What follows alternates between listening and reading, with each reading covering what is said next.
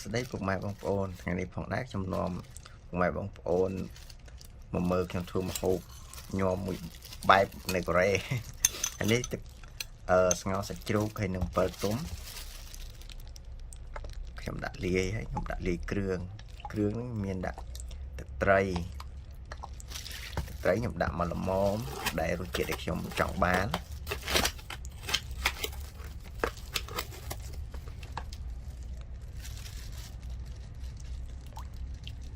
นี่nhầm đậm bờ tích tớ chén rồi đi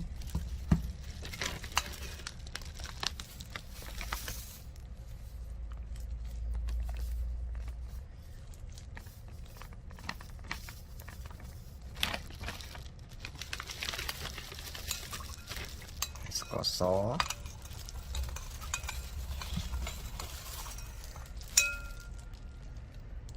tổng bao nhiêu đã cương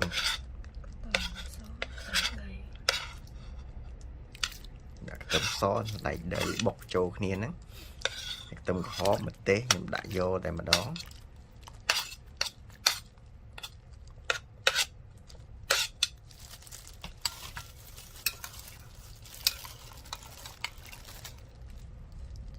anh ấy tập học này học tay sách giờ một cô lại mùi thực đáy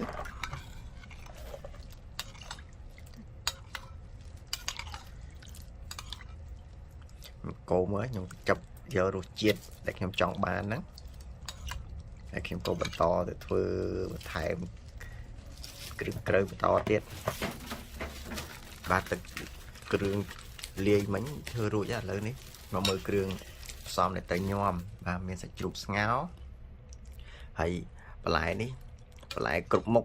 trả hơn trong tình lại sạp gì mà máu miền cà miền spay miền bị cái đau ấy chẳng tới hay đi ở misua sro xài tôi nhưng mà giờ xài thùng thế và lời đến không chập đam lia nhòa máy tôi chúng đã sạch chú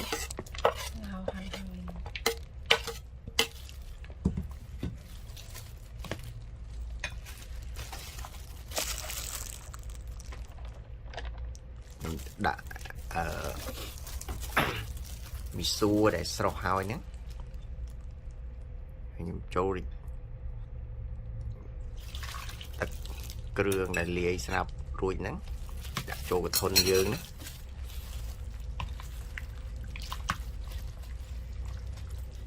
bỏ lại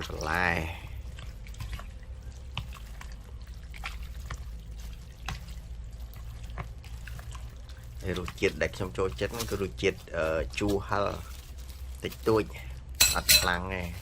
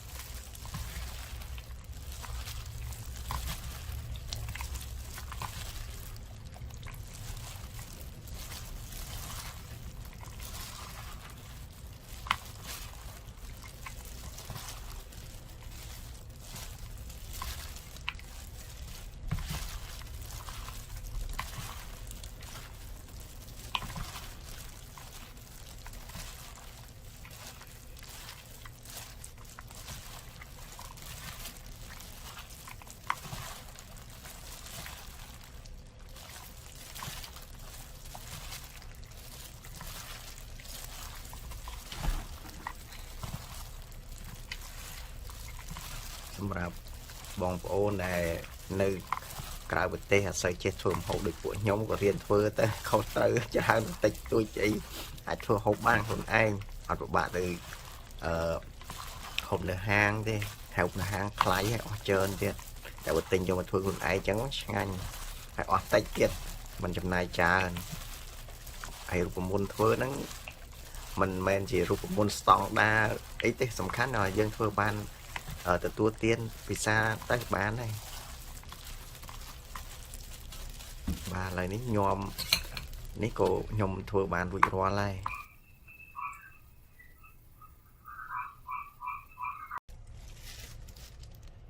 សួស្តីពុកម៉ែបងប្អូនថ្ងៃនេះផងដែរខ្ញុំនាំពុកម៉ែបងប្អូនមកមើលខ្ញុំធ្វើម្ហូបញោមមួយបែបនៅកូរ៉េហើយនេះទឹកស្ងោរសាច់ជ្រូកហើយនឹងអំពិលទុំខ្ញុំដាក់លាយហើយខ្ញុំដាក់លាយគ្រឿងនេះមានដាក់ទឹកត្រីខ្ញុំដាក់មកល្មមដែលរសជាតិដែលខ្ញុំចង់បាន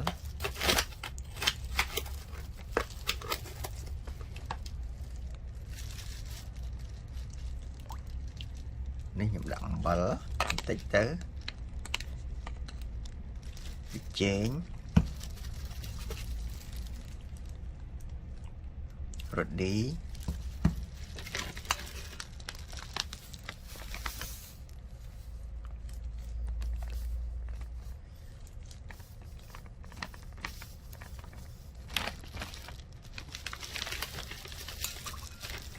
ស្ករស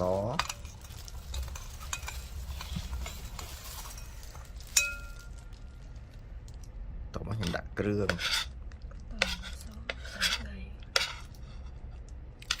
ដាក់ខ្ទឹមសដៃដីបុកចូលគ្នាហ្នឹងខ្ទឹមក្រហមម្ទេសខ្ញុំដាក់យកតែម្ដង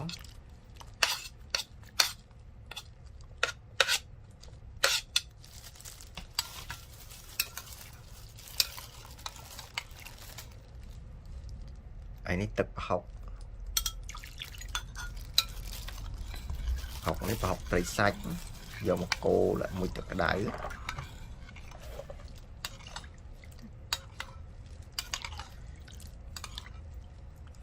កូរមើលខ្ញុំចាប់យករសជាតិដែលខ្ញុំចង់បានហ្នឹងហើយខ្ញុំក៏បន្តទៅធ្វើបន្ថែមគ្រឿងក្រៅបន្តទៀតបាទទឹកគ្រឿងលាយមិញធ្វើរួចហើយឥឡូវនេះមកមើលគ្រឿងផ្សំដែលទៅញោមបាទមានសាច់ជ្រូកស្ងោរហើយបន្លែនេះបន្លែគ្រប់មុខច្រើនខ្ញុំទិញបន្លែស្រាប់ពីម៉ាតមកមានការ៉ុតមានស្ពៃមានពីកដោបអីចឹងទៅហើយនេះមីសួរស្រស់សរសៃតូចខ្ញុំអត់យកអាស័យធំទេបាទឥឡូវនេះខ្ញុំចាប់ផ្ដើមលាយញោមហ៎បងខ្ញុំដាក់សាច់ជ្រូកខ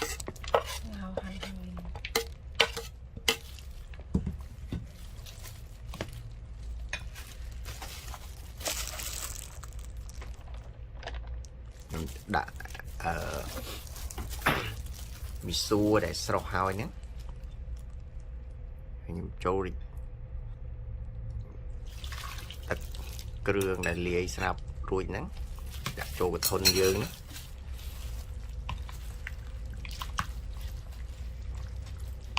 បោះឲ្យបន្លែ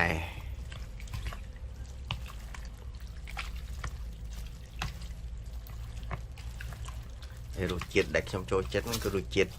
ជូរហឹរតិចតួចអត់ខ្លាំងទេ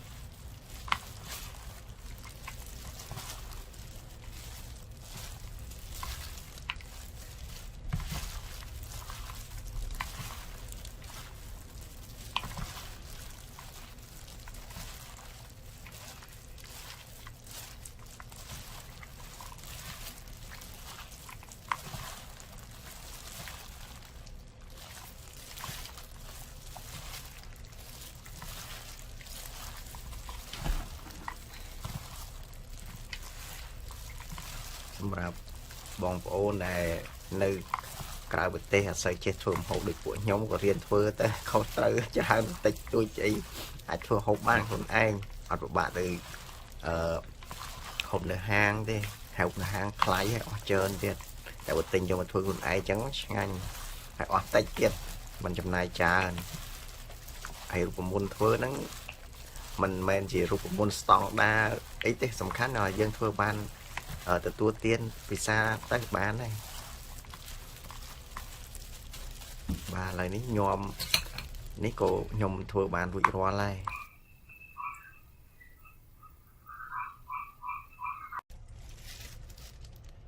សួស្តីពុកម៉ែបងប្អូនថ្ងៃនេះផងដែរខ្ញុំនាំពុកម៉ែបងប្អូន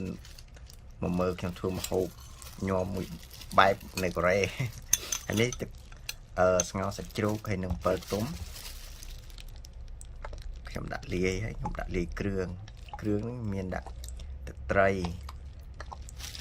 ខ្ញុំដាក់មកល្មមដែលរសជាតិដែលខ្ញុំចង់បាន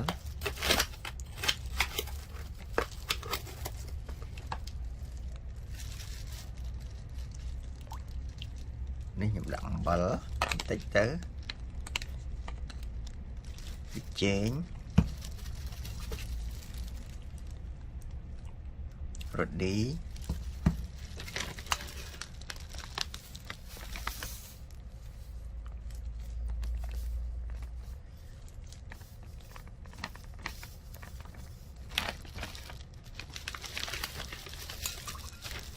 ស្ករស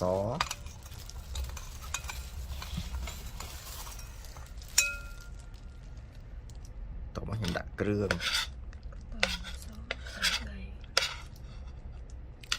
ដាក់ខ្ទឹមសសណ្តែកដីបុកចូលគ្នាហ្នឹង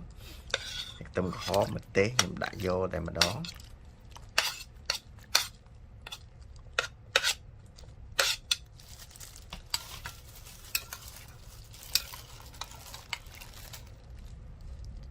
ហើយនេះទឹកប្រហុកនេះប្រហុកត្រីសាច់យកមកកូរដាក់មួយទឹកក្តៅ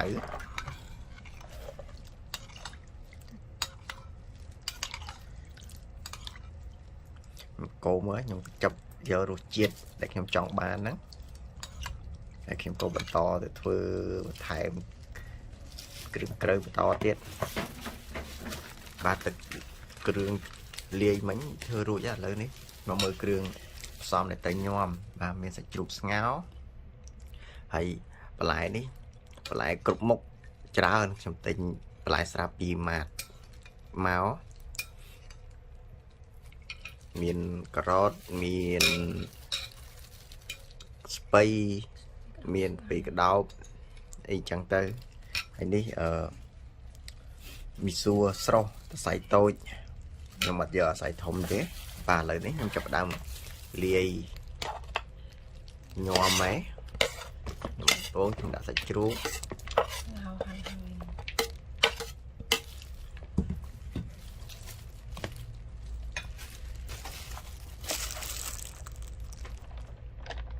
ញុំដាក់មីសួរដែលស្រស់ហើយហ្នឹងខ្ញុំចូលទឹកគ្រឿងដែលលាយស្រាប់រួចហ្នឹងដាក់ចូលកធុនយើងណា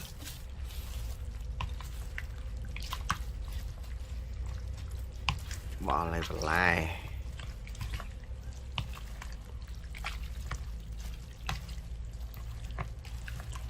ហើយរសជាតិដែលខ្ញុំចូលចិត្តហ្នឹងគឺរសជាតិជូរហឹរតិចតួចអត់ខ្លាំងទេ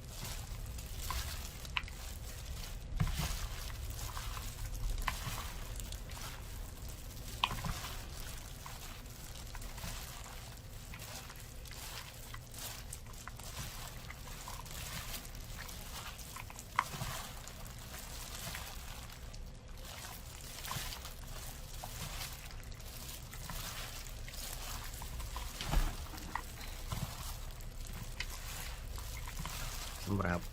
បងប្អូនដែលនៅក្រៅប្រទេសអាស្រ័យចេះធ្វើម្ហូបដូចពួកខ្ញុំក៏រៀនធ្វើទៅខុសត្រូវច្រើនបន្តិចតួចអី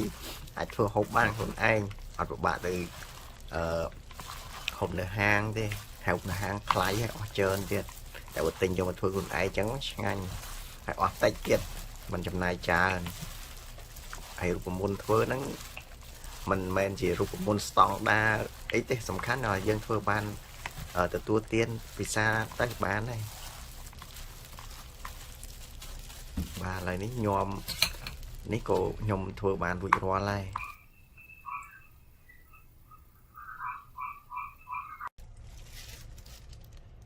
សួស្តីពុកម៉ែបងប្អូនថ្ងៃនេះផងដែរខ្ញុំនាំពុកម៉ែបងប្អូនមកមើលខ្ញុំធ្វើម្ហូបញោមមួយបែបនៅកូរ៉េហើយនេះទឹកស្ងោរសាច់ជ្រូកហើយនឹង7ទុំខ្ញុំដាក់លាយហើយខ្ញុំដាក់លាយគ្រឿងហ្នឹងមានដាក់ទឹកត្រីខ្ញុំដាក់មកល្មមដែលរសជាតិដែលខ្ញុំចង់បាន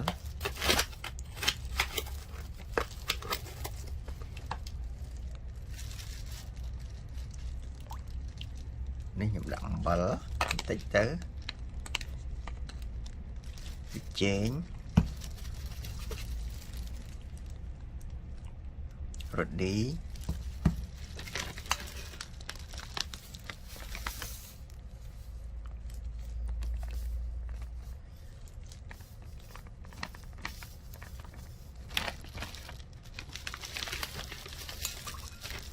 ស្ករស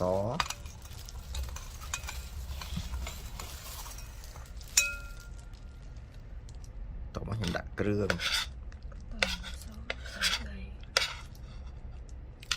ដាក់ខ្ទឹមសសណ្តែកដីបុកចូលគ្នាហ្នឹងខ្ទឹមក្រហមម្ទេសខ្ញុំដាក់យកតែម្ដង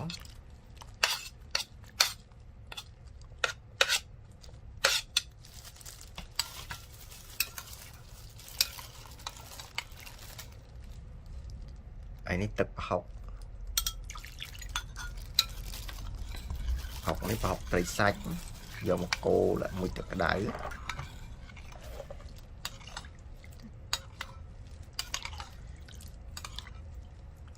កូរមើលខ្ញុំចាប់យករសជាតិដែលខ្ញុំចង់បានហ្នឹងហើយខ្ញុំក៏បន្តទៅធ្វើបន្ថែមគ្រឿងក្រៅបន្តទៀតបាទទឹកគ្រឿងលាយមិញធ្វើរួចហើយឥឡូវនេះមកមើលគ្រឿងផ្សំដែលត្រូវញោមបាទមានសាច់ជ្រូកស្ងោរហើយបន្លែនេះបន្លែគ្រប់មុខច្រើនខ្ញុំទិញបន្លែស្រាប់ពីម៉ាតមកមានការ៉ុតមានស្ពៃមានពីកដោបអីចឹងទៅហើយនេះមីសួរស្រស់សរសៃតូចខ្ញុំអត់យកអាស័យធំទេបាទឥឡូវនេះខ្ញុំចាប់ផ្ដើមលាយញោមហ្នឹងខ្ញុំដាក់សាច់ជ្រូកខ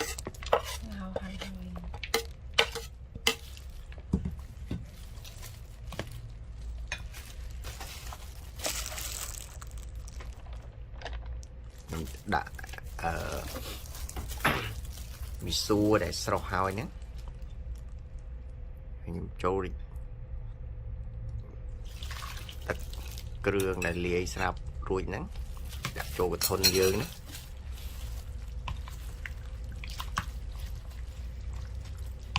បោះឲ្យបន្លែ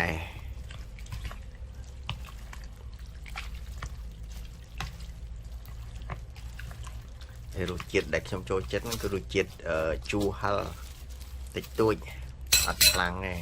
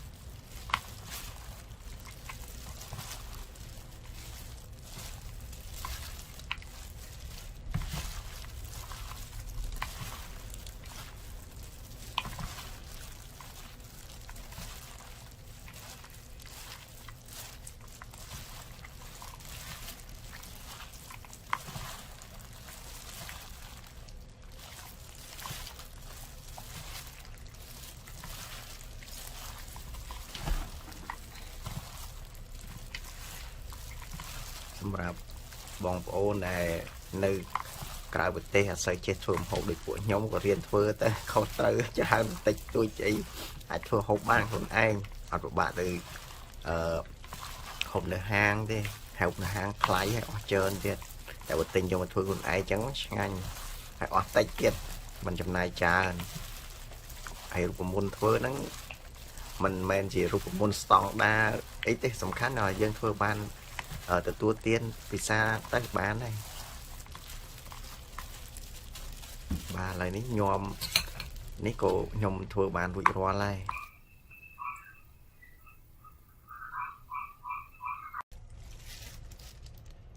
សួស្តីពុកម៉ែបងប្អូនថ្ងៃនេះផងដែរខ្ញុំនាំពុកម៉ែបងប្អូនមកមើលខ្ញុំធ្វើម្ហូបញោមមួយបែបនៅកូរ៉េហើយនេះទឹកស្ងោរសាច់ជ្រូកហើយនឹងអំពិលទុំខ្ញុំដាក់លាយហើយខ្ញុំដាក់លាយគ្រឿងហ្នឹងមានដាក់ទឹកត្រីខ្ញុំដាក់មកល្មមដែលរសជាតិដែលខ្ញុំចង់បាន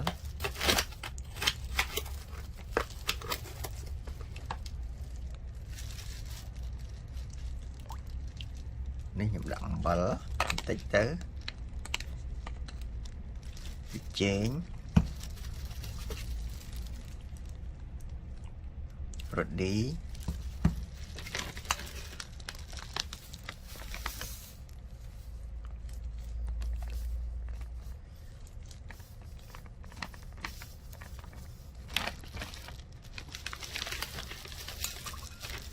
ស្ករស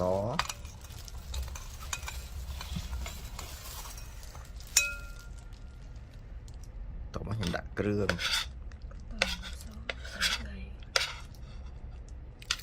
ដាក់ខ្ទឹមសដៃដីបុកចូលគ្នាហ្នឹងខ្ទឹមក្រហមម្ទេសខ្ញុំដាក់យកតែម្ដង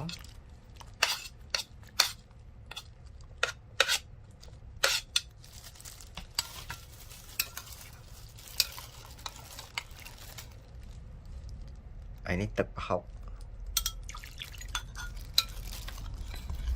នេះប្រហុកត្រីសាច់យកមកកូរដាក់មួយទឹកក្តៅ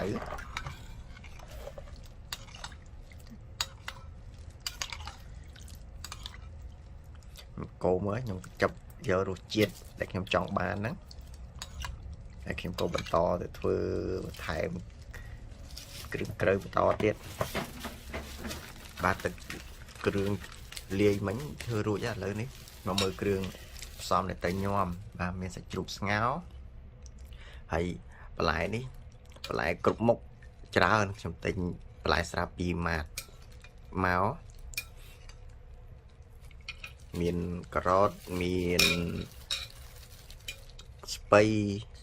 មានពីកដោបអីចឹងទៅហើយនេះ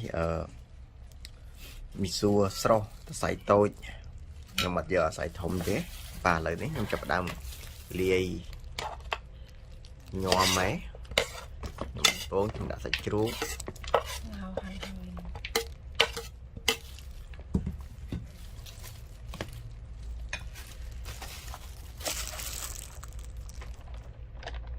្ញុំដាក់មីសួរដែលស្រស់ហើយហ្នឹងខ្ញុំចូលទឹកគ្រឿងដែលលាយស្រាប់រួចហ្នឹងដាក់ចូលកធុនយើងណា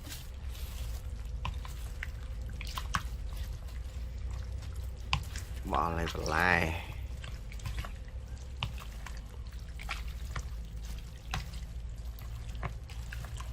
ហើយរសជាតិដែលខ្ញុំចូលចិត្តគឺរសជាតិជូរហឹរតិចតួចអត់ខ្លាំងទេ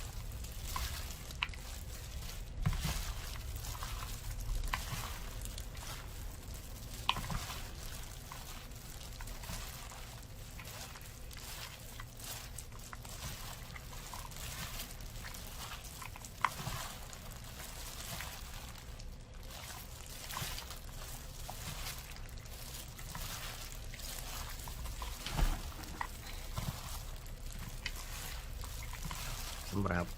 បងប្អូនដែលនៅក្រៅប្រទេសអាស្រ័យចេះធ្វើម្ហូបដូចពួកខ្ញុំក៏រៀនធ្វើទៅខុសត្រូវច្រើនបន្តិចតួចអីអាចធ្វើហូបបានខ្លួនឯងអត់ពិបាកទៅហូបនៅហាងទេហូបនៅហាងថ្លៃហើយអស់ច្រើនទៀតតែបើទិញយកមកធ្វើខ្លួនឯងអញ្ចឹងឆ្ងាញ់ហើយអស់តិចទៀតមិនចំណាយច្រើនហើយរូបមន្តធ្វើហ្នឹងមិនមែនជារូបមន្តស្តង់ដារអីទេសំខាន់làយើងធ្វើបានទទួលទានពិសាទៅបានហើយ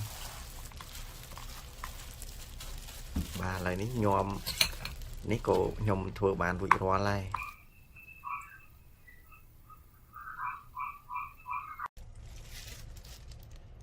សួស្តីពុកម៉ែបងប្អូនថ្ងៃនេះផងដែរខ្ញុំនាំពុកម៉ែបងប្អូនមកមើលខ្ញុំធ្វើម្ហូបញោមមួយបែបនៅកូរ៉េហើយនេះទឹកស្ងោរសាច់ជ្រូកហើយនឹងអំពិលទុំខ្ញុំដាក់លាយហើយខ្ញុំដាក់លាយគ្រឿងនេះមានដាក់ទឹកត្រីខ្ញុំដាក់មកល្មមដែលរសជាតិដែលខ្ញុំចង់បាន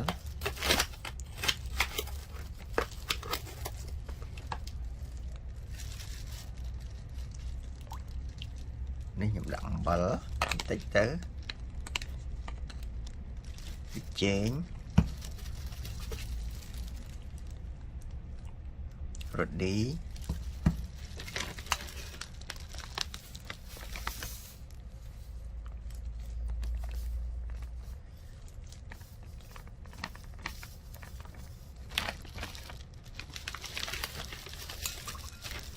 ស្ករស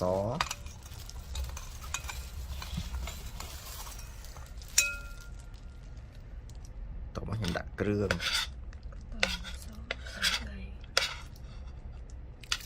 ដាក់ខ្ទឹមសសណ្តែកដីបុកចូលគ្នាហ្នឹងខ្ទឹមក្រហមម្ទេសខ្ញុំដាក់យកតែម្ដង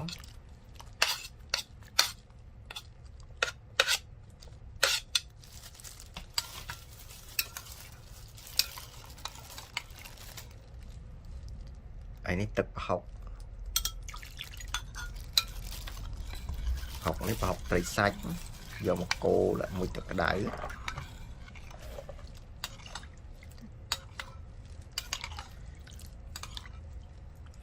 កូរមើលខ្ញុំចាប់យករសជាតិដែលខ្ញុំចង់បានហ្នឹងហើយខ្ញុំក៏បន្តទៅធ្វើបន្ថែមគ្រឿងក្រៅបន្តទៀតបាទទឹកគ្រឿងលាយមិញធ្វើរួចហើយឥឡូវនេះមកមើលគ្រឿងផ្សំដែលតែញោមបាទមានសាច់ជ្រូកស្ងោរហើយបន្លែនេះបន្លែគ្រប់មុខច្រើនខ្ញុំទិញបន្លែស្រាប់ពីម៉ាតមកមានការ៉ុតមានស្ពៃមានពីកដោបអីចឹងទៅហើយនេះមីសួរស្រស់សរសៃតូចខ្ញុំអត់យកអាស័យធំទេបាទឥឡូវនេះខ្ញុំចាប់ផ្ដើមលាយញោមហើយបងខ្ញុំដាក់សាច់ជ្រូកខ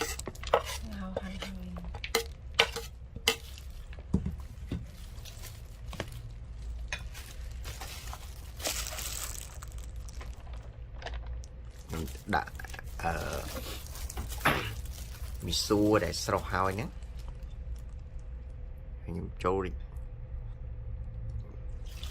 ទឹកគ្រឿងដែលលាយស្រាប់រួចហ្នឹងដាក់ចូលកធុនយើងណា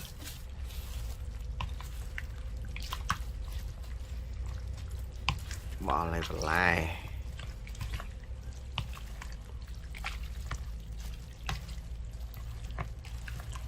ហើយរសជាតិដែលខ្ញុំចូលចិត្តហ្នឹងគឺរសជាតិជូរហឹរតិចតួចអត់ខ្លាំងទេ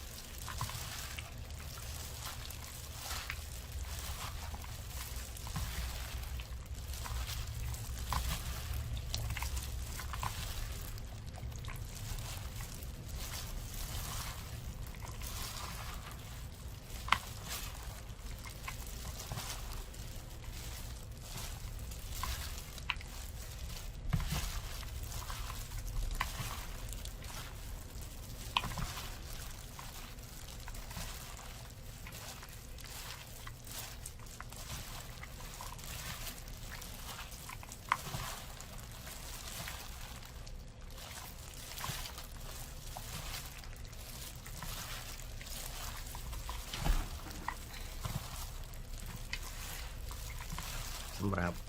បងប្អូនដែលនៅក្រៅប្រទេសអាស្រ័យចេះធ្វើម្ហូបដូចពួកខ្ញុំក៏រៀនធ្វើទៅខុសត្រូវច្រើនបន្តិចតួចអីអាចធ្វើហូបបានខ្លួនឯងអត់ពិបាកទៅហូបនៅហាងទេហៅនៅហាងថ្លៃហើយអស់ច្រើនទៀតតែបើទិញយកមកធ្វើខ្លួនឯងចឹងឆ្ងាញ់ហើយអស់តិចទៀតមិនចំណាយច្រើន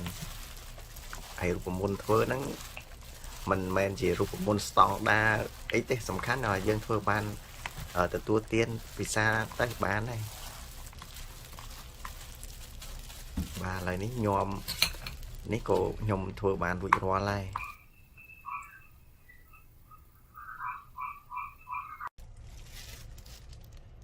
សួស្តីពុកម៉ែបងប្អូនថ្ងៃនេះផងដែរខ្ញុំនាំពុកម៉ែបងប្អូនមកមើលខ្ញុំធ្វើម្ហូបញោមមួយបែបនៅកូរ៉េហើយនេះទឹកស្ងោរសាច់ជ្រូកហើយនឹងអំពិលទុំខ្ញុំដាក់លាយហើយខ្ញុំដាក់លាយគ្រឿងនេះមានដាក់ទឹកត្រីខ្ញុំដាក់មកល្មមដែលរសជាតិដែលខ្ញុំចង់បាន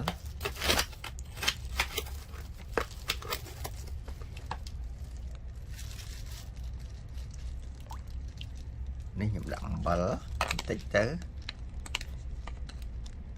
ប៊ីចេងរ៉ូឌី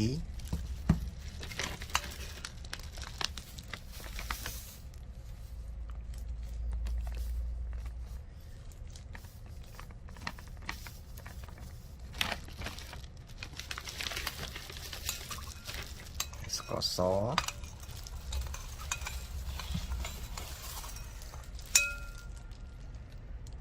តោះមកខ្ញុំដាក់គ្រឿង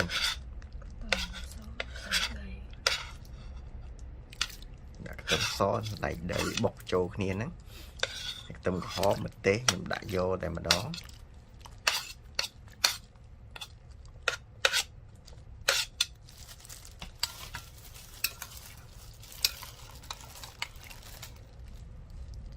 ហើយនេះទឹកប្រហុកនេះប្រហុកត្រីសាច់យកមកកូរមួយទឹកក្តៅ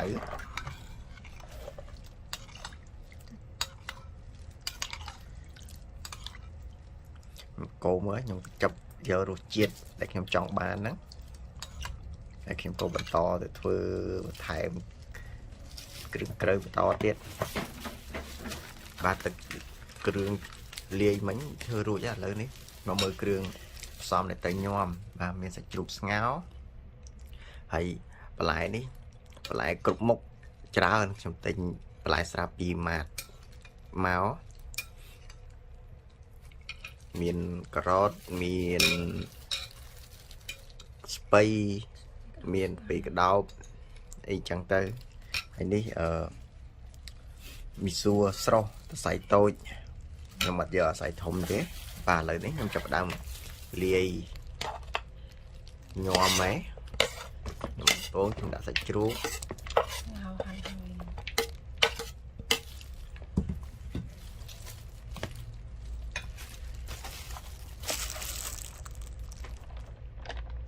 ំដាក់មីសួរដែលស្រស់ហើយហ្នឹងខ្ញុំចូលទឹកគ្រឿងដែលលាយស្រាប់រួចហ្នឹងដាក់ចូលកធុនយើង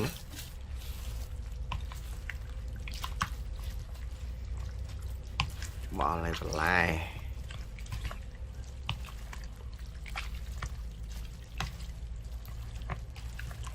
ហើយរសជាតិដែលខ្ញុំចូលចិត្តហ្នឹងគឺរសជាតិ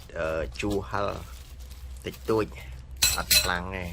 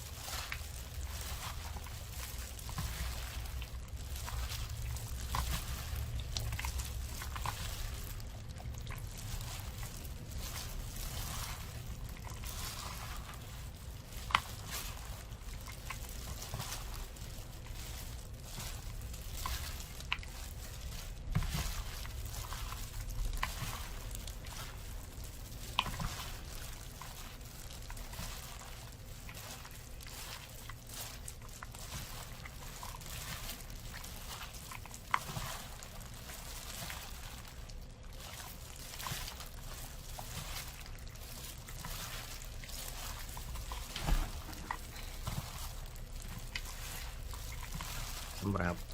បងប្អូនដែលនៅ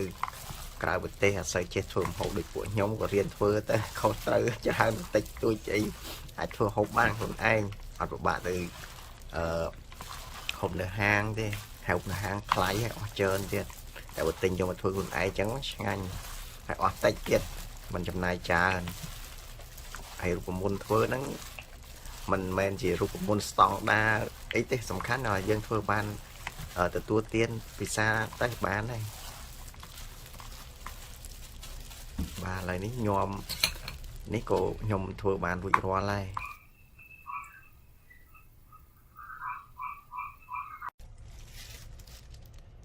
សួស្តីពុកម៉ែបងប្អូនថ្ងៃនេះផងដែរខ្ញុំនាំ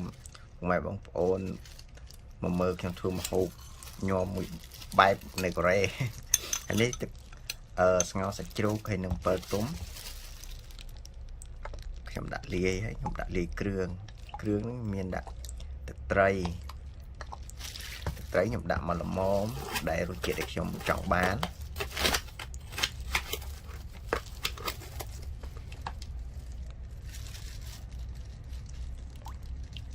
នេះខ្ញុំដាក់អំបិលបន្តិចទៅប៊ីចេងរ៉ូឌី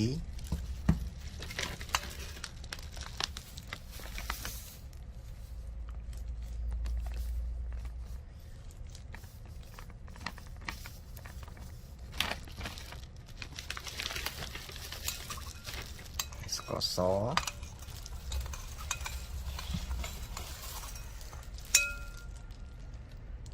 តោះមកខ្ញុំដាក់គ្រឿង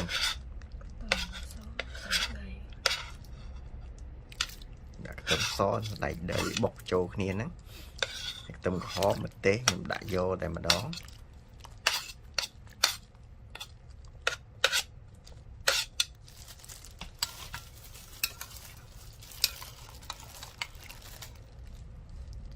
ហើយនេះទឹកប្រហុកនេះប្រហុកត្រីសាច់យកមកកូរមួយទឹកក្តៅ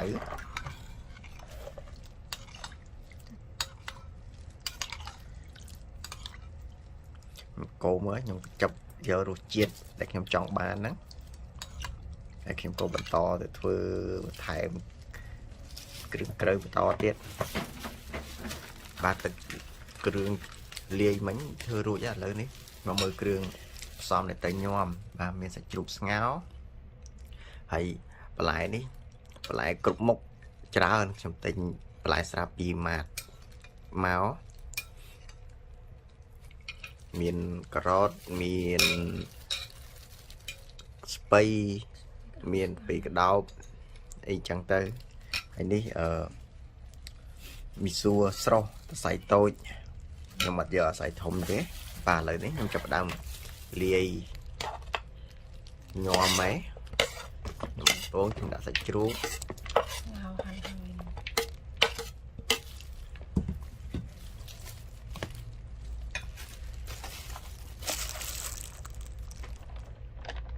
្ញុំដាក់មីសួរដែលស្រស់ហើយហ្នឹងខ្ញុំចូលទឹកគ្រឿងដែលលាយស្រាប់រួចហ្នឹងដាក់ចូលកធុនយើងណា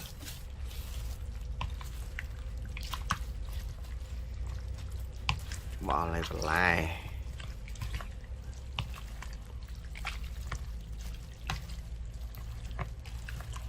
ហើយរសជាតិដែលខ្ញុំចូលចិត្តគឺរសជាតិជូរហឹរតិចតួចអត់ខ្លាំងទេ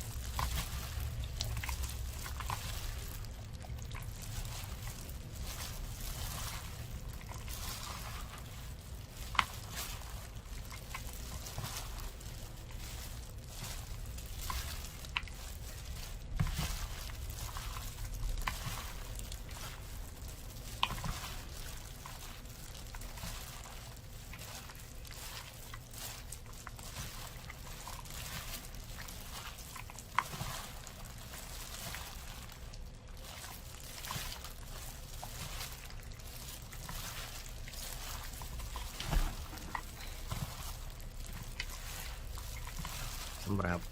បងប្អូនដែលនៅក្រៅប្រទេសអាស្រ័យចេះធ្វើម្ហូបដូចពួកខ្ញុំក៏រៀនធ្វើទៅខុសត្រូវច្រើនតិចតួចអីអាចធ្វើហូបបានខ្លួនឯងអត់ពិបាកទៅហូបនៅហាងទេហូបនៅហាងថ្លៃហើយអស់ច្រើនទៀតតែបើទិញយកមកធ្វើខ្លួនឯងចឹងឆ្ងាញ់ហើយអស់តិចទៀតមិនចំណាយច្រើនហើយរូបមន្តធ្វើហ្នឹងមិនមែនជារូបមន្តស្តង់ដារអីទេសំខាន់làយើងធ្វើបានទទួលទានពិសាទៅបានហើយបាទឥឡូវនេះញោមនេះក៏ខ្ញុំធ្វើបានរួចរាល់ហើយ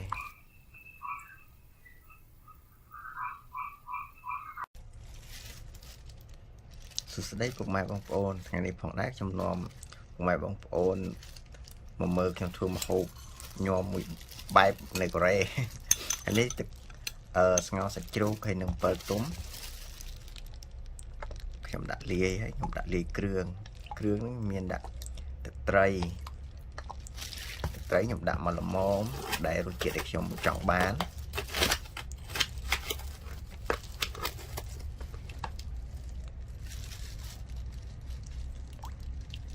នេះខ្ញុំដាក់អំបិលបន្តិចទៅប៊ីចេងរ៉ូឌី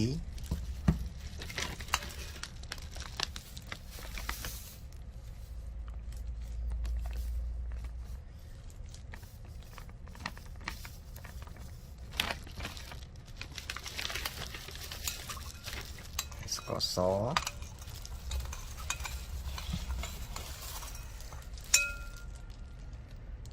តោះមកខ្ញុំដាក់គ្រឿង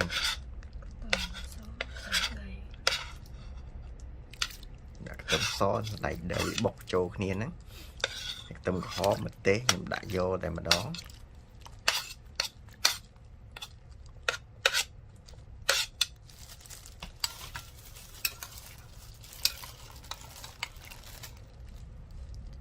ហើយនេះទឹកប្រហុកនេះប្រហុកត្រីសាច់យកមកកូរមួយទឹកក្តៅ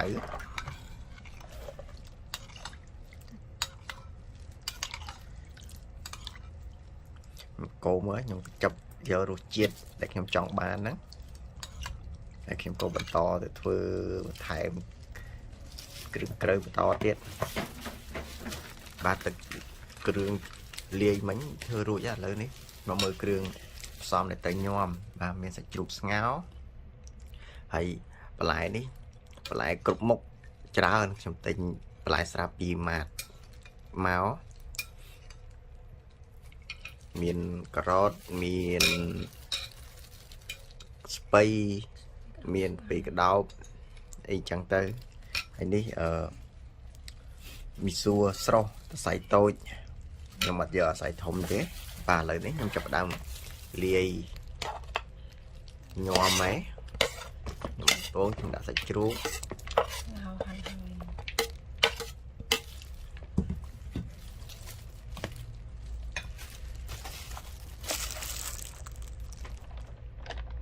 ្ញុំដាក់មីសួរដែលស្រស់ហើយហ្នឹងខ្ញុំចូលទឹកគ្រឿងដែលលាយស្រាប់រួចហ្នឹងដាក់ចូលកធុនយើងណា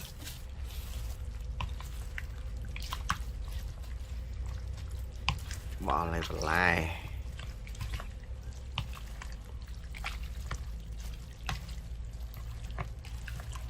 ហើយរសជាតិដែលខ្ញុំចូលចិត្តហ្នឹងគឺរសជាតិជូរហឹរតិចតួចអត់ខ្លាំងទេ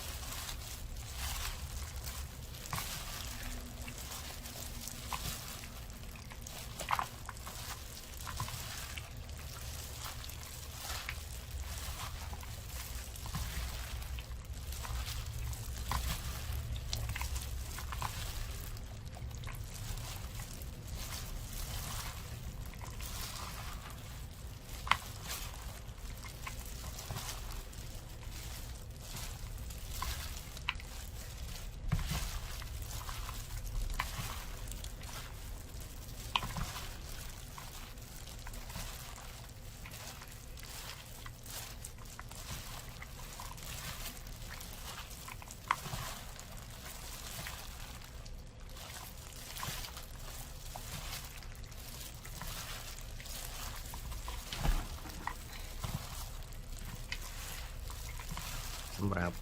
បងប្អូនដែលនៅក្រៅប្រទេសអត់សូវចេះធ្វើម្ហូបដូចពួកខ្ញុំក៏រៀនធ្វើទៅខុសត្រូវច្រើនបន្តិចតួចអីអាចធ្វើហូបបានខ្លួនឯងអត់ពិបាកទៅហូបនៅហាងទេហូបនៅហាងថ្លៃហើយអស់ច្រើនទៀតតែបើទិញយកមកធ្វើខ្លួនឯងអញ្ចឹងឆ្ងាញ់ហើយអស់តិចទៀតមិនចំណាយច្រើនហើយរូបមន្តធ្វើហ្នឹងមិនមែនជារូបមន្តស្តង់ដារអីទេសំខាន់làយើងធ្វើបានទទួលទានពិសាទៅបានហើយបាទឥឡូវនេះញោមនេះក៏ខ្ញុំធ្វើបានរួចរាល់ហើយ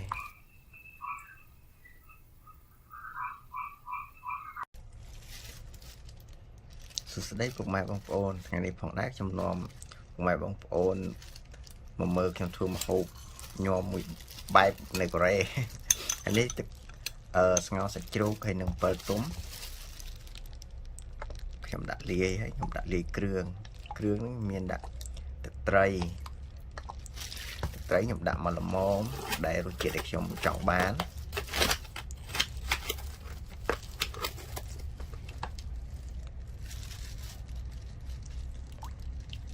នេះខ្ញុំដាក់អំបិលបន្តិចទៅប៊ីចេងរ៉ូឌី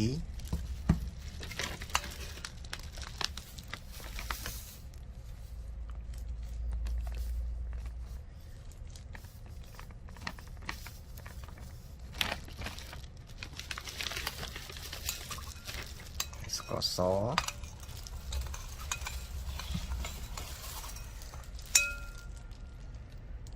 តោះមកខ្ញុំដាក់គ្រឿង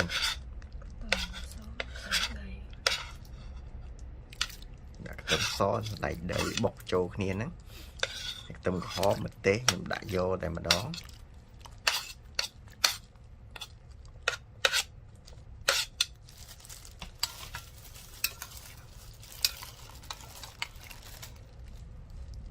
ហើយនេះទឹកប្រហុកនេះប្រហុកត្រីសាច់យកមកកូរមួយទឹកក្តៅ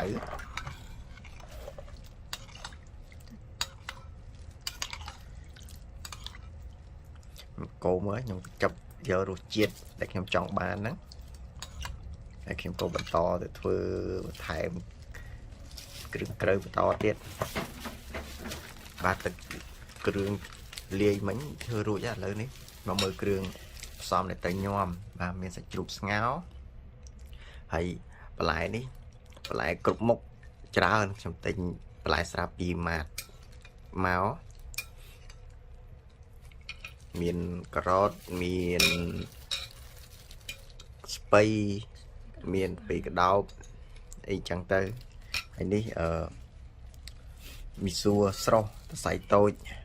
ខ្ញុំអត់យកអាស័យធំទេបាទឥឡូវនេះខ្ញុំចាប់ផ្ដើមលាយញោមហ៎បងខ្ញុំដាក់សាច់ជ្រូកខ្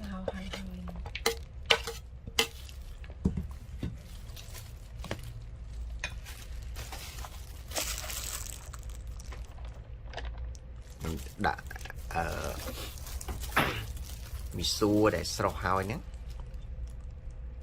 ខ្ញុំចូលទឹកគ្រឿងដែលលាយស្រាប់រួចហ្នឹងដាក់ចូលកធុនយើង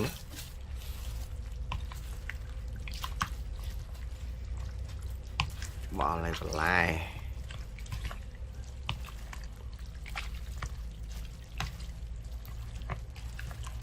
ហើយរសជាតិដែលខ្ញុំចូលចិត្តហ្នឹងគឺរសជាតិជូរហឹរតិចតួចអត់ខ្លាំងទេ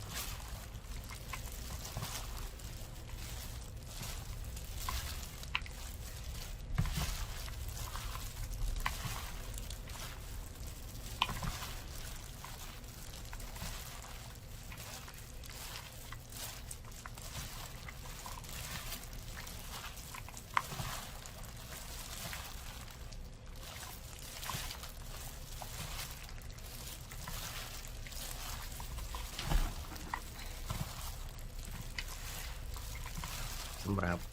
បងប្អូនដែលនៅក្រៅប្រទេសអាស្រ័យចេះធ្វើម្ហូបដូចពួកខ្ញុំក៏រៀនធ្វើទៅខុសត្រូវច្រើនបន្តិចតួចអីអាចធ្វើហូបបានខ្លួនឯងអត់ពិបាកទៅហូបនៅហាងទេហូបនៅហាងថ្លៃហើយអស់ច្រើនទៀតតែបើទិញយកមកធ្វើខ្លួនឯងចឹងឆ្ងាញ់ហើយអស់តិចទៀតមិនចំណាយច្រើនហើយរូបមន្តធ្វើហ្នឹងមិនមែនជារូបមន្តស្តង់ដារអីទេសំខាន់làយើងធ្វើបានទទួលទានពិសាទៅបានហើយបាទឥឡូវនេះញោមនេះក៏ខ្ញុំធ្វើបានរួចរាល់ហើយ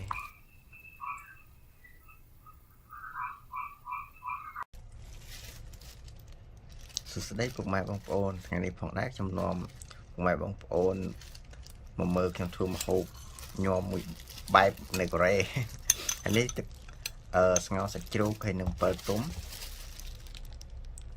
ខ្ញុំដាក់លាយហើយខ្ញុំដាក់លាយគ្រឿងនេះមានដាក់ទឹកត្រីខ្ញុំដាក់មកល្មមដែលរសជាតិដែលខ្ញុំចង់បាន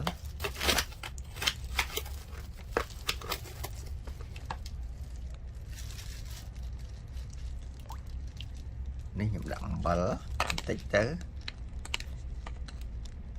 ប៊ីចេងរ៉ូឌី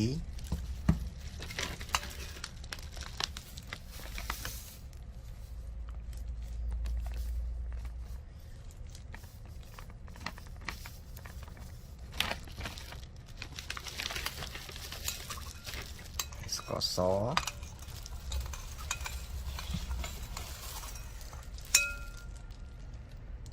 តោះមកខ្ញុំដាក់គ្រឿង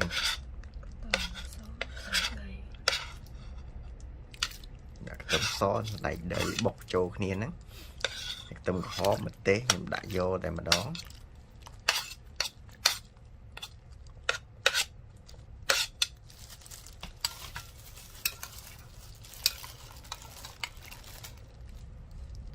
ហើយនេះទឹកប្រហុកនេះប្រហុកត្រីសាច់យកមកកូរមួយទឹកក្តៅ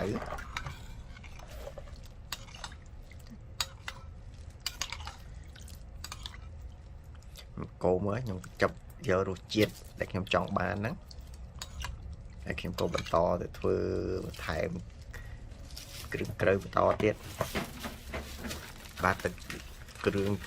លាយមិញធ្វើរួចហើយឥឡូវនេះមកមើលគ្រឿងផ្សំដែលទៅញោមបាទមានសាច់ជ្រូកស្ងោរហើយបន្លែនេះបន្លែគ្រប់មុខ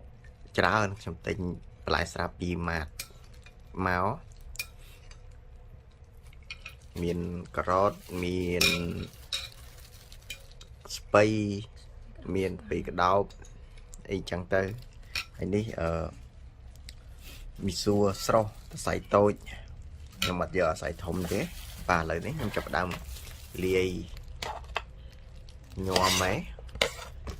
ខ្ញុំដាក់សាច់ជ្រូកខ្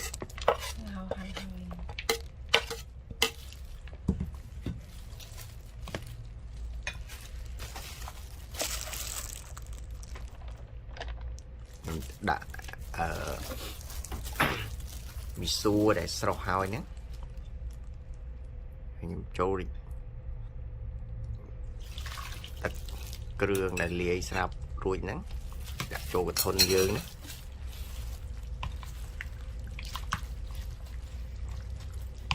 បោះឲ្យបន្លែ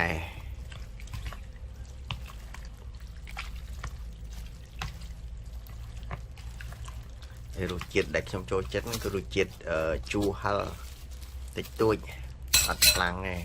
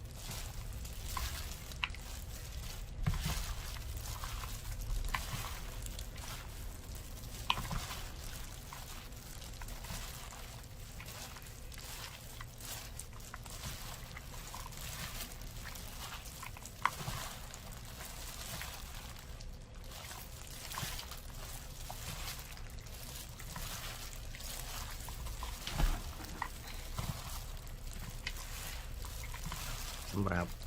បងប្អូនដែលនៅក្រៅប្រទេសអាស្រ័យចេះធ្វើម្ហូបដូចពួកខ្ញុំក៏រៀនធ្វើទៅខុសត្រូវច្រើនបន្តិចតួចអី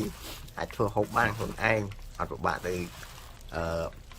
ហូបនៅហាងទេហូបនៅហាងថ្លៃហើយអស់ច្រើនទៀតតែបើទិញយកមកធ្វើខ្លួនឯងអញ្ចឹងឆ្ងាញ់ហើយអស់តិចទៀតមិនចំណាយច្រើនហើយរូបមន្តធ្វើហ្នឹងមិនមែនជារូបមន្តស្តង់ដារអីទេសំខាន់ឲ្យយើងធ្វើបានទទួលទានពិសាទៅបានហើយបាទឥឡូវនេះញោមនេះក៏ខ្ញុំធ្វើបានរួចរាល់ហើយ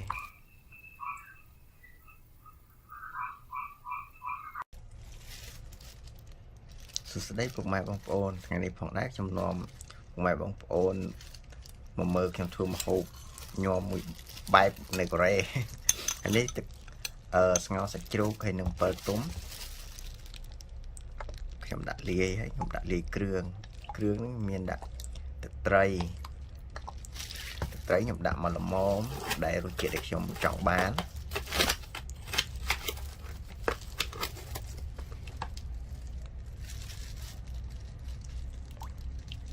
នេះខ្ញុំដាក់អំបិលបន្តិចទៅប៊ីចេងរ៉ូឌី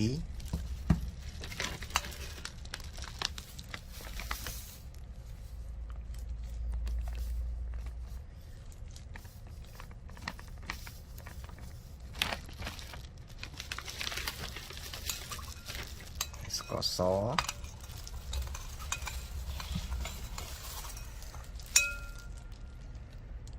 តោះមកខ្ញុំដាក់គ្រឿង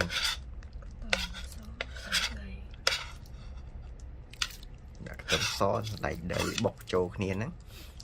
ខ្ទឹមក្រហមម្ទេសខ្ញុំដាក់យកតែម្ដង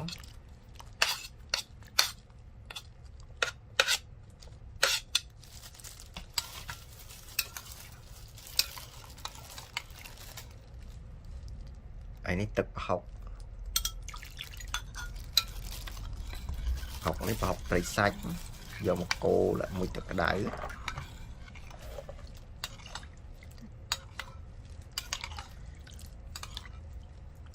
កូរមើលខ្ញុំចាប់យករសជាតិដែលខ្ញុំចង់បានហ្នឹងហើយខ្ញុំក៏បន្តទៅធ្វើបន្ថែមគ្រឿងក្រៅបន្តទៀតបាទទឹកគ្រឿងលាយមិញធ្វើរួចហើយឥឡូវនេះមកមើលគ្រឿងផ្សំដែលត្រូវញោមបាទមានសាច់ជ្រូកស្ងោរហើយបន្លែនេះបន្លែគ្រប់មុខច្រើនខ្ញុំទិញបន្លែស្រាប់ពីម៉ាតមកមានការ៉ុតមានស្ពៃមានពីកដោបអីចឹងទៅហើយនេះមីសួរស្រស់សរសៃតូចខ្ញុំអត់យកអាស័យធំទេបាទឥឡូវនេះខ្ញុំចាប់ផ្ដើមលាយញោមហើយខ្ញុំដាក់សាច់ជ្រូកខ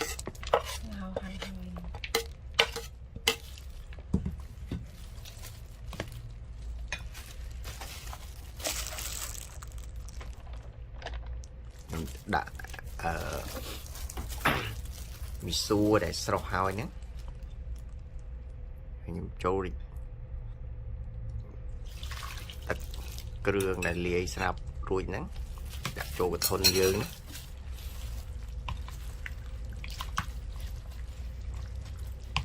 បោះឲ្យបន្លែ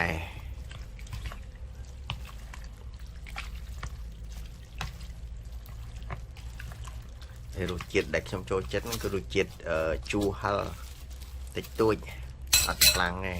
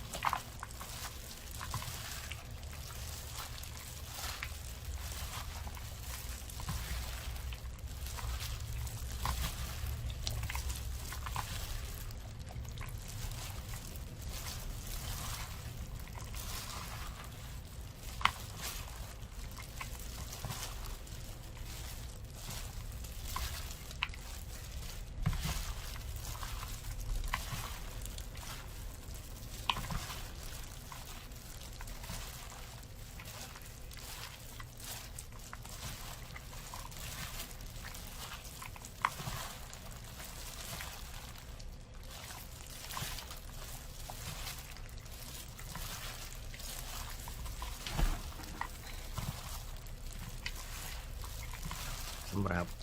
បងប្អូនដែលនៅក្រៅប្រទេសអាស្រ័យចេះធ្វើម្ហូបដូចពួកខ្ញុំក៏រៀនធ្វើទៅខុសត្រូវច្រើនបន្តិចតួចអីអាចធ្វើហូបបានខ្លួនឯងអត់ពិបាកទៅហូបនៅហាងទេហូបនៅហាងថ្លៃហើយអស់ច្រើនទៀតតែបើទិញយកមកធ្វើខ្លួនឯងអញ្ចឹងឆ្ងាញ់ហើយអស់តិចទៀតមិនចំណាយច្រើនហើយរូបមន្តធ្វើហ្នឹងមិនមែនជារូបមន្តស្តង់ដារអីទេសំខាន់làយើងធ្វើបានទទួលទានពិសាទៅបានហើយបាទឥឡូវនេះញោមនេះក៏ខ្ញុំធ្វើបានរួចរាល់ហើយ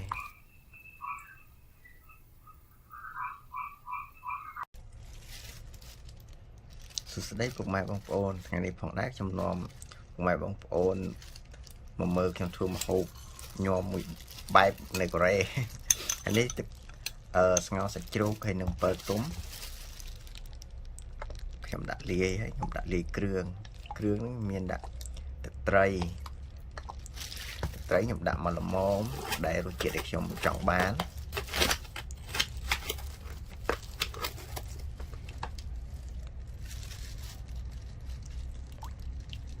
នេះខ្ញុំដាក់អំបិលបន្តិចទៅ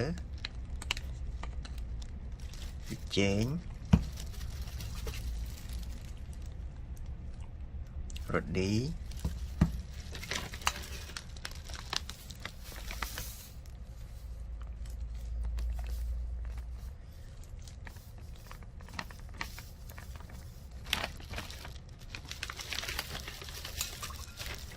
ស្ករស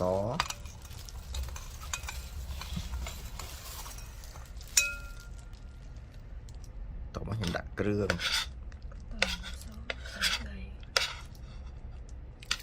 ដាក់ខ្ទឹមសដៃដីបុកចូលគ្នាហ្នឹងខ្ទឹមក្រហមម្ទេសខ្ញុំដាក់យកតែម្ដង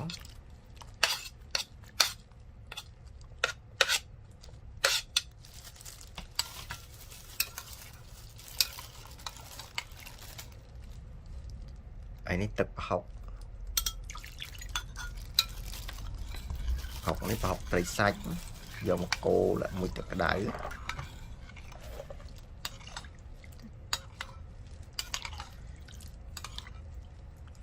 កូរមើលខ្ញុំចាប់យករសជាតិដែលខ្ញុំចង់បានហ្នឹងហើយខ្ញុំក៏បន្តទៅធ្វើបន្ថែមគ្រឿងក្រៅបន្តទៀតបាទទឹកគ្រឿងលាយមិញធ្វើរួចហើយឥឡូវនេះមកមើលគ្រឿងផ្សំដែលទៅញោមបាទមានសាច់ជ្រូកស្ងោរហើយបន្លែនេះបន្លែគ្រប់មុខច្រើនខ្ញុំទិញបន្លែស្រាប់ពីម៉ាតមកមានការ៉ុតមានស្ពៃមានពីកដោបអីចឹងទៅហើយនេះមីសួរស្រស់សរសៃតូចខ្ញុំអត់យកអាស័យធំទេបាទឥឡូវនេះខ្ញុំចាប់ផ្ដើមលាយញោមហើយដំបូងខ្ញុំដាក់សាច់ជ្រូកខ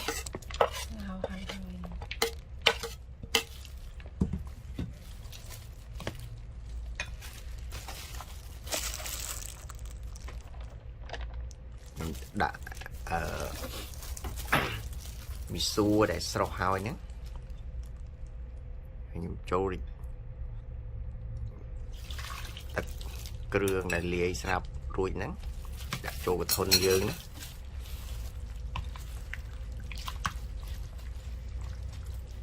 បោះឲ្យបន្លែ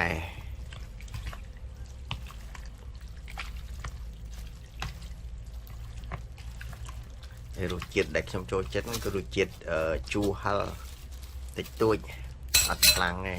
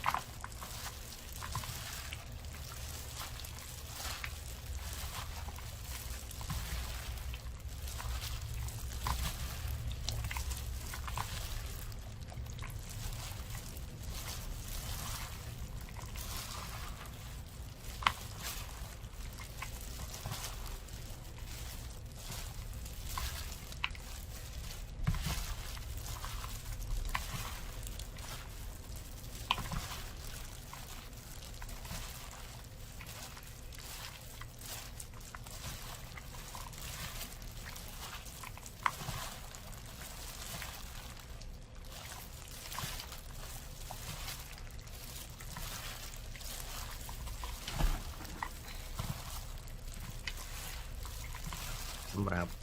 បងប្អូនដែលនៅក្រៅប្រទេសអាស្រ័យចេះធ្វើម្ហូបដូចពួកខ្ញុំក៏រៀនធ្វើទៅខុសត្រូវច្រើនបន្តិចតួចអីអាចធ្វើហូបបានខ្លួនឯងអត់ពិបាកទៅ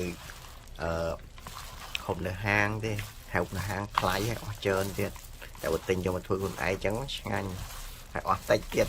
មិនចំណាយច្រើនហើយរូបមន្តធ្វើហ្នឹងមិនមែនជារូបមន្តស្តង់ដារអីទេសំខាន់ឲ្យយើងធ្វើបានទទួលទានពិសាតែបានហើយបាទឥឡូវនេះញោមនេះក៏ខ្ញុំធ្វើបានរួចរាល់ហើយ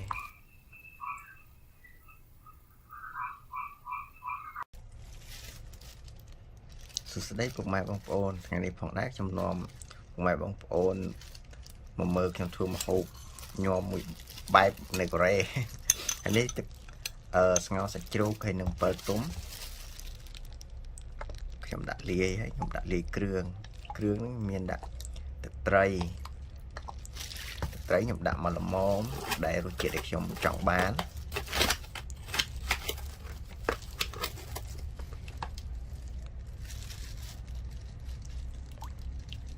នេះខ្ញុំដាក់អំបិលបន្តិចទៅប៊ីចេងរ៉ូឌី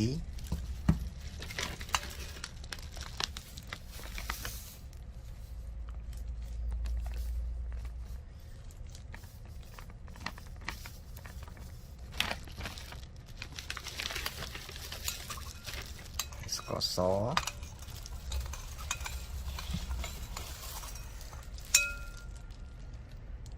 តោះមកខ្ញុំដាក់គ្រឿង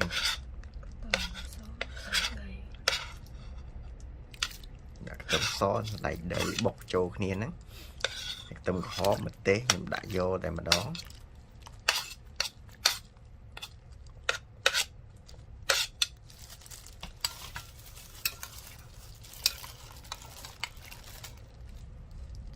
ហើយនេះទឹកប្រហុកនេះប្រហុកត្រីសាច់យកមកកូរជាមួយទឹកក្តៅ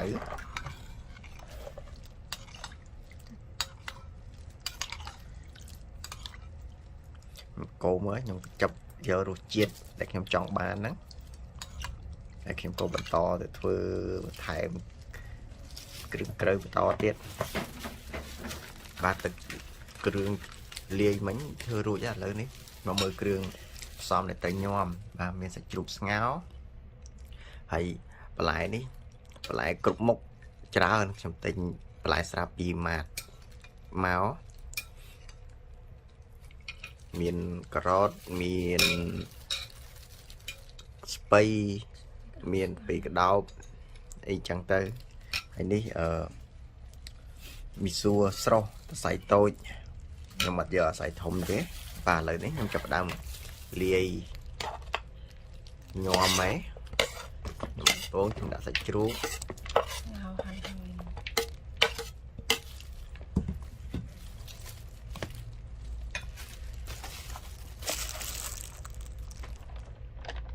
ញុំដាក់មីសួរដែលស្រស់ហើយហ្នឹងខ្ញុំចូលទឹកគ្រឿងដែលលាយស្រាប់រួចហ្នឹងដាក់ចូលកធុនយើងណា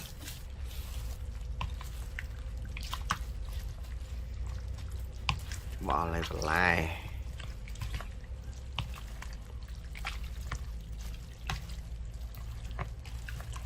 ហើយរសជាតិដែលខ្ញុំចូលចិត្តហ្នឹងគឺរសជាតិជូរហឹរតិចតួច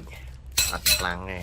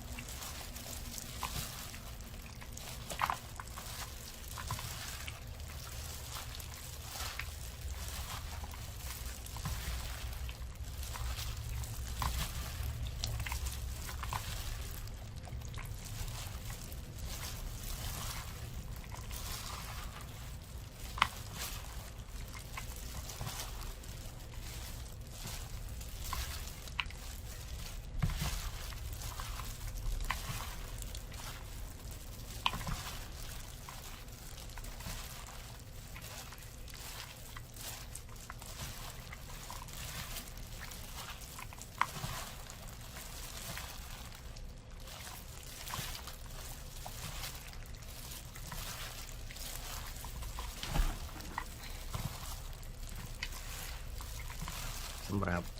បងប្អូនដែលនៅក្រៅប្រទេសអត់សូវចេះធ្វើម្ហូបដូចពួកខ្ញុំក៏រៀនធ្វើទៅខុសត្រូវច្រើនបន្តិចតួចអីអាចធ្វើហូបបានខ្លួនឯងអត់ពិបាកទៅ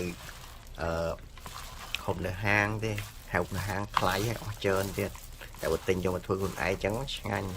ហើយអស់តិចទៀតមិនចំណាយច្រើនហើយរូបមន្តធ្វើហ្នឹងមិនមែនជារូបមន្តស្តង់ដារអីទេសំខាន់ឲ្យយើងធ្វើបានទទួលទានពិសាទៅបានហើយបាទឥឡូវនេះញោមនេះក៏ខ្ញុំធ្វើបានរួចរាល់ហើយ